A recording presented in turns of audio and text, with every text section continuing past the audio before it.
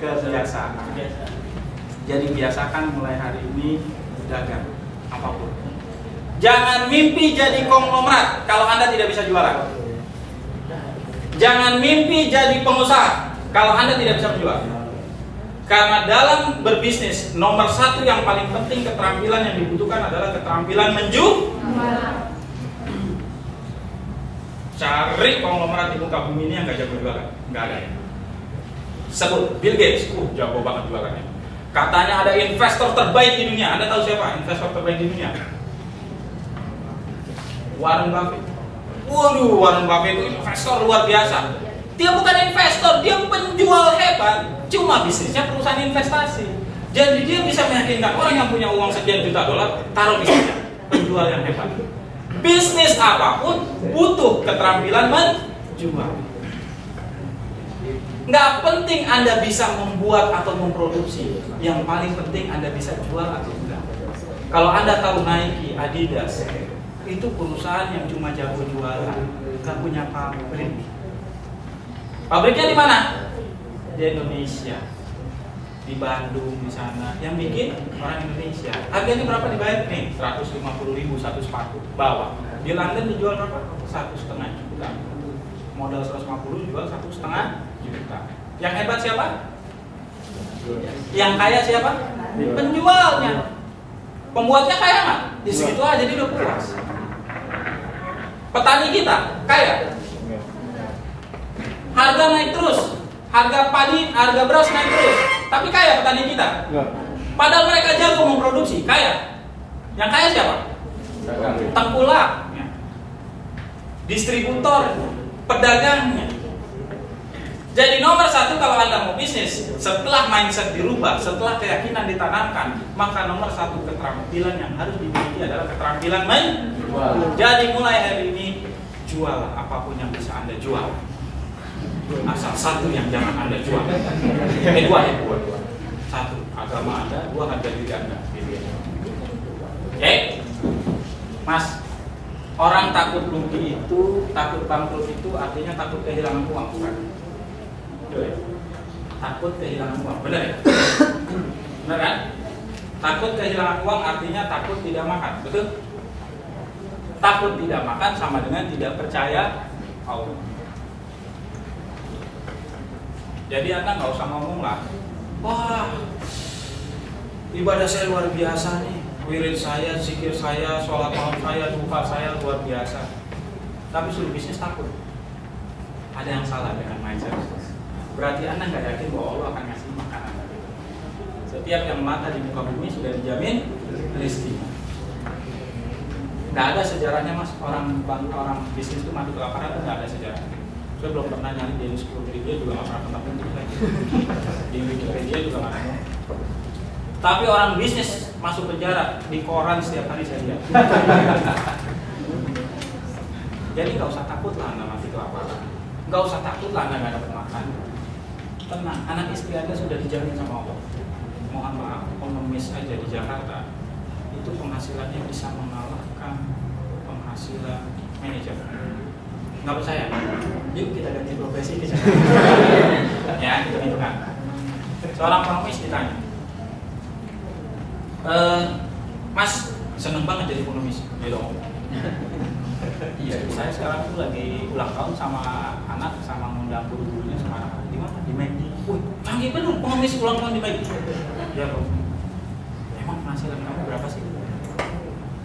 Saya itu kalau di lampu merah itu kan paling berhenti sekitar 60 detik ya, di Jakarta lampu merah. Nah selama 60 detik itu paling saya cuma dapat 2.000 rupiah. Kecil kan? Kecil kan? Kata Ustadz Azmi, bisnis itu kali-kalian prosesnya. Oke, 60 detik 2.000. Sejam berapa? 120. Dia kerja biasa 7 jam sehari. 120.000 kali 7 berapa? 120.000 kali 7 berapa? 840.000 kali 20 hari. Berapa? 16 juta sekian. Kalah itu manajer senior di perusahaan multinasional. Kalah. Saya ngomong gini jangan langsung pada jadi pengemis ya.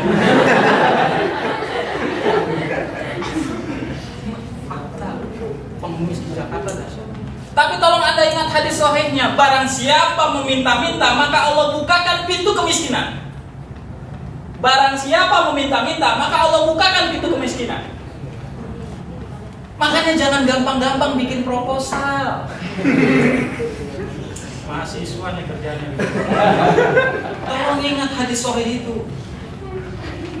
Ya Pak, ini kan buat dakwah, kita bikin proposal, kita nggak minta-minta. Terus apa itu? Kami nggak minta Pak, kami hanya menghimbau orang-orang itu untuk bersedekah, berinfak. Ya, jangan pernah minta-minta. Jadi jangan sampai Anda dianggap tidak percaya sama Allah ya. Setelah mindset dirubah, yang kedua konsep rezekinya tolong dirubah. Konsep rezekinya Anda harus yakin bahwa rezeki itu dari Allah. Setuju nggak? Setuju? Yakin? Yang udah di Hermes dan ikutannya. Saya mau nanya yang belum pernah ikut di Hermes. Anda yakin nggak kalau Allah itu pemberi rezeki kita, pemilik rezeki kita? Yakin nggak? Yakin banget, yakin banget. Oke, saya tanya ya. Yang punya bumi dan langit siapa Mas? Mbak. Yang punya bumi langit siapa? Yakin? Tenang, semangat. Yang punya bumi langit siapa? Yakin? Yang punya diri kita, istri suami kita siapa? Yakin? Yang punya mobil kita?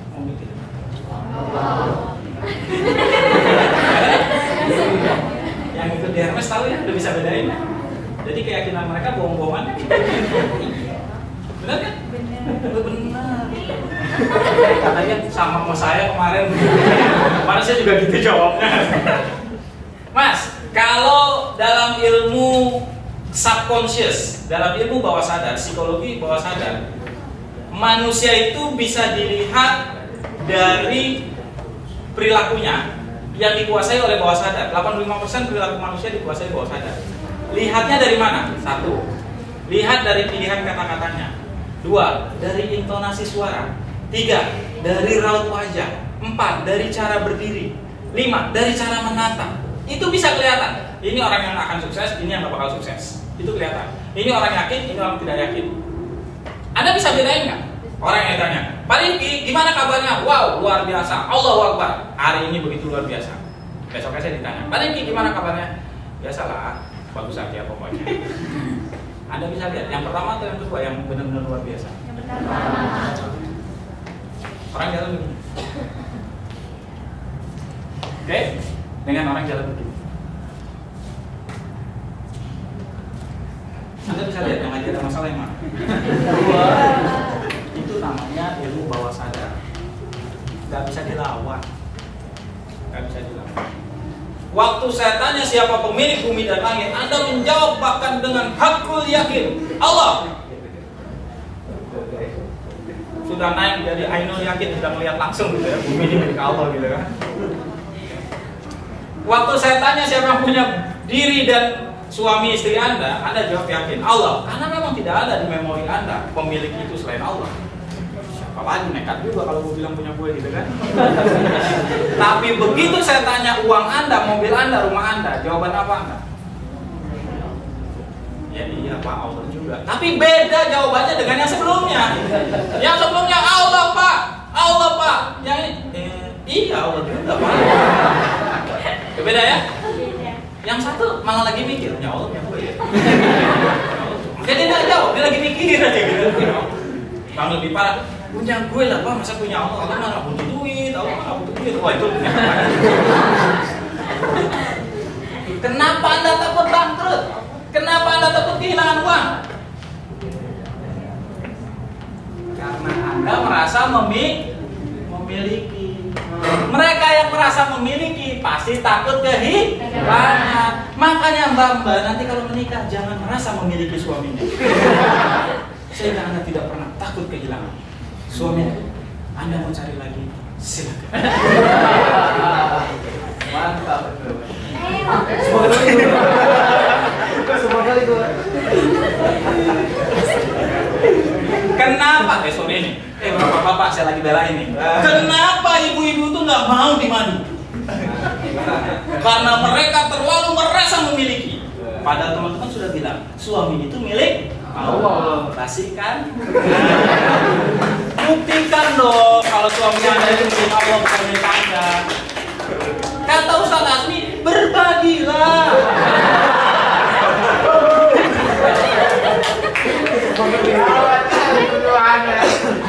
Istri saya pusing tuh dari awal nikah sampai sekarang ngomongin gitu.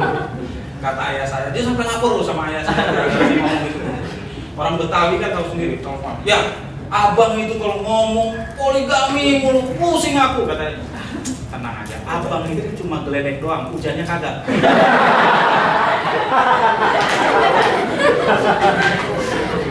Karena saya punya 3 syarat Ustaz kalau harus poligami. Syarat pertama, saya harus qiyamul lail setiap malam. Itu syarat pertama. Jadi kalau ada 1 bulan saja misalnya saya bolong-bolong, maka syarat untuk poligami saya tidak terpenuhi. Syarat kedua, saya harus minimal bisa memberikan sebuah rumah yang ukuran kamarnya itu ada 5 kamar untuk 2 istri.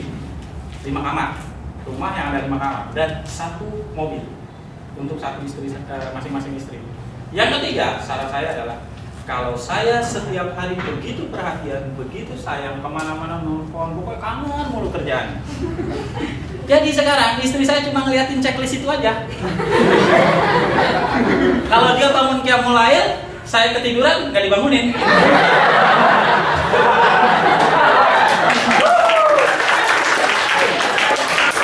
Karena kalau targetnya terpenuhi semua, dia makin berbekas.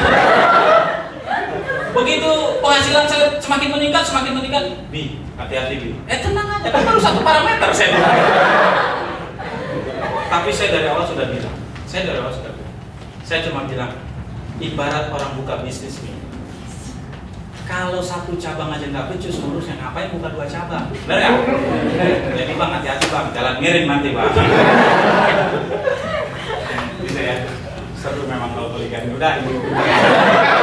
Terus saya nggak dipanggil lagi kesini. Oke, sampai mana tadi?